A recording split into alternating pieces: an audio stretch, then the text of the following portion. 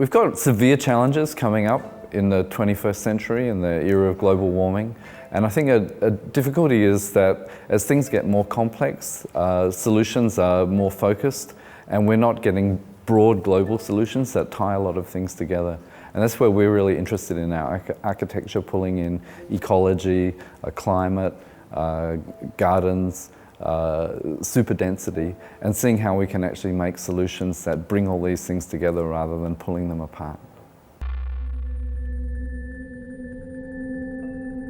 For us, space and time relates to the kind of architecture that we build today that will exist for tomorrow.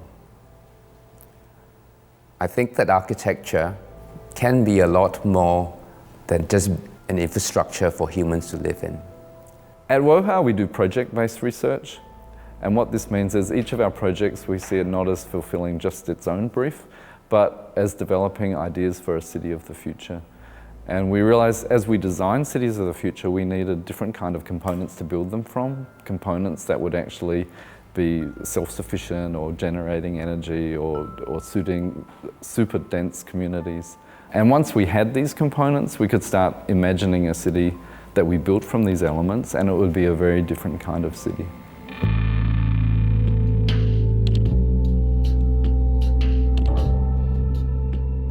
We feel that it's actually necessary for us to live in coexistence with all other living creatures.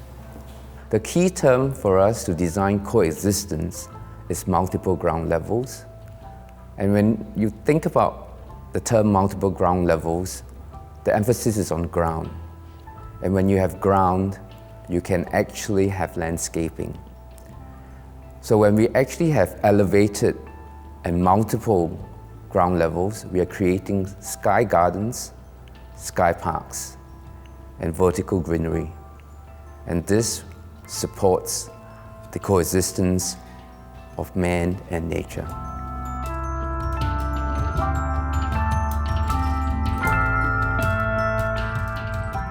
Megastructures and really large architectural constructions can be really intimidating for people. And when we were thinking about how these really large constructions could be something that people relate to, we started thinking about how people relate to really large objects in the natural environment, such as mountains and hills and valleys, and realized that people find those things really beautiful and as something that they want to explore. And so we've started experimenting. If we take attributes of landscape and weave them into the building, does that strategy actually pay off in that people relate to them quite differently? And so we think topographic architecture is actually a strategy that's really necessary going forward into megastructures.